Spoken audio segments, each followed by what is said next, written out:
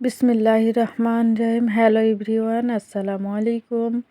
ইউটিউবের সকল ভাই ও বোনেরা, আশা করছি আপনারা সবাই অনেক ভালো আছেন। আলহামদুলিল্লাহ, সৃষ্টিকর্তার অশেষ রহমতে আমিও ভালো আছি। তাই চলে আসলাম আবারও নতুন একটি ভিডিও নিয়ে। আশা করছি সম্পূর্ণ ভিডিওটির সাথেই থাকবেন। আর আজকের ভিডিওটি শুরু করেছি সকাল থেকেই। তো এখন সকাল 8টা বাজে। আমার ছোট্ট মামুনিটাকে কিন্তু তাড়াহুড়া করে উঠাইলাম, উঠে ওকে ফ্রেশ ট্রেশ করে দিলাম, দিয়ে ওকে পরোটা ভাজে দিলাম, আর সাথে কিন্তু ডিম পোস্ট করে দিলাম, দিয়ে কিন্তু ওকে খেতে দিয়েছি। আর এদিক দিয়ে আমার কিছু টুকিটাকি কাজ ছিল, তো সেগুলো আমি করছি। তো আমার ছোট্ট মামুনিটা কিন্তু নিজে নিজেই খাচ্ছে অনেক সুন্দর করে। আর সকালবেলাও তো উঠতেই চায় না একেবারে ঘুম থেকে।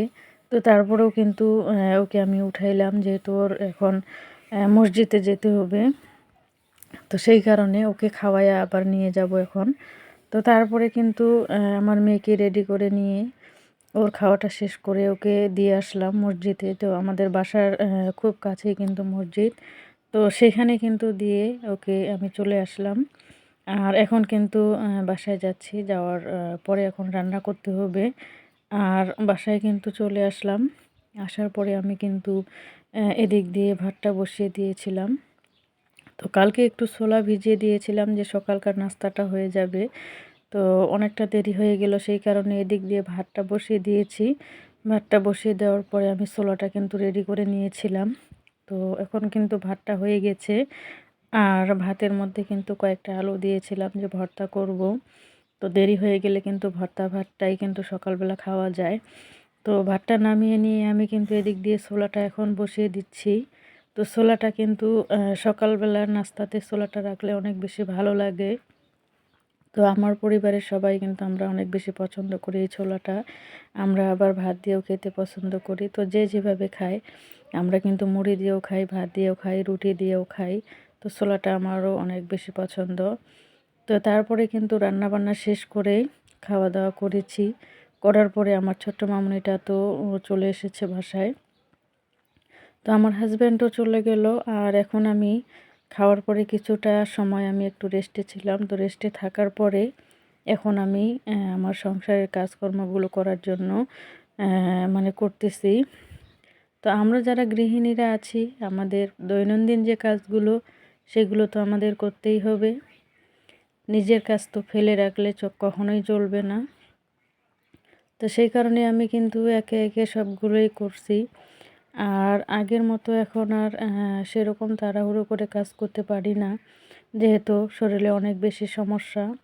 আর শরীরের মধ্যে যদি কোনো অসুখ বাসা বাঁধে, তখন কিন্তু অনেক ধরনের সমস্যা হয় কাজকর্ম করতে। তো এখন অতটাও জুলুম করে কাজ করতে পারি না, ধীর স্থিরভাবেই সংসারের কাজগুলো করি। তো আমি কিন্তু এখন বিছানাটা ঝেড়ে নিচ্ছি।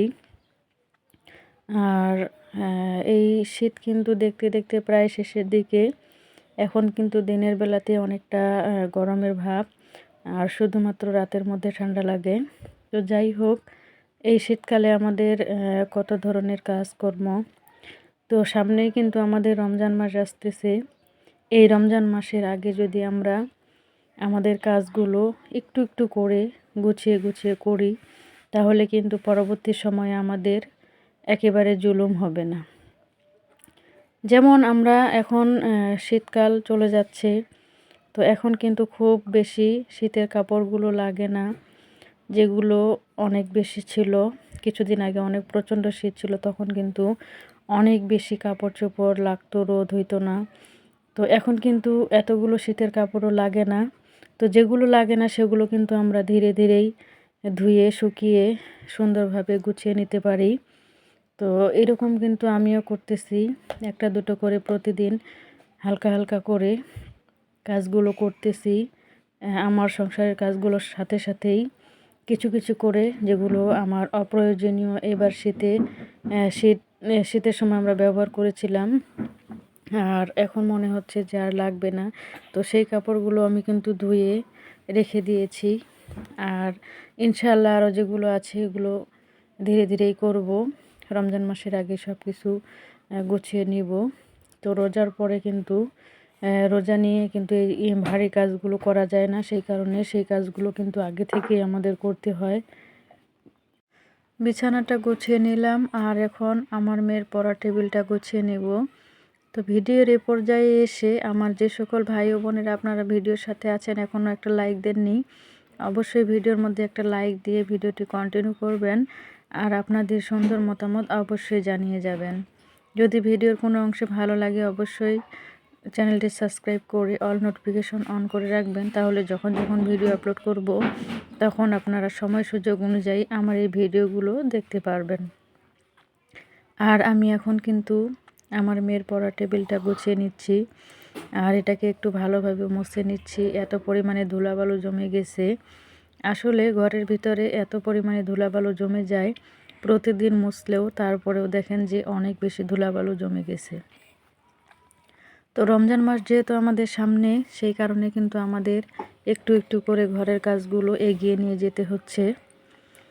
আর আমরা যারা গৃহিণীরা আছি আমাদেরকে অনেকটা বুদ্ধিমতী হতে হবে এই সময়ে, আমাদের কাজগুলো আমরা যেন সুন্দরভাবে করতে পারি। আর বিশেষ করে শীতকাল চলে যাওয়ার সময় একটা আবহাওয়ার পরিবর্তন, আর এই আবহাওয়ার পরিবর্তনের সাথে সাথে কিন্তু আমরা যারা আছি ছোটরা বড়রা সবাই কিন্তু অনেক বেশি অসুস্থ হয়ে যায়। আর এই সময়টাতে আমাদেরকে অনেক বেশি সচেতন থাকতে হবে যেন অসুস্থতা আমাদের ঘিরে না ধরতে পারে। তো আমাদেরকে অনেক সতর্কতা থাকতে হবে। তারপরেও যদি অসুস্থতার মধ্যে পড়ে যাই, সেটা আল্লাহর ইচ্ছা, আল্লাহর ইচ্ছা ছাড়া কিন্তু কখনোই গাছের পাতা নড়ে না। তো সৃষ্টিকর্তা যখন যেটা ভালো মনে করেন তার বান্দার জন্য, সেটাই কিন্তু তিনি করেন। তো আমি কিন্তু টেবিলটা খুব সুন্দর করে মুছে নিলাম।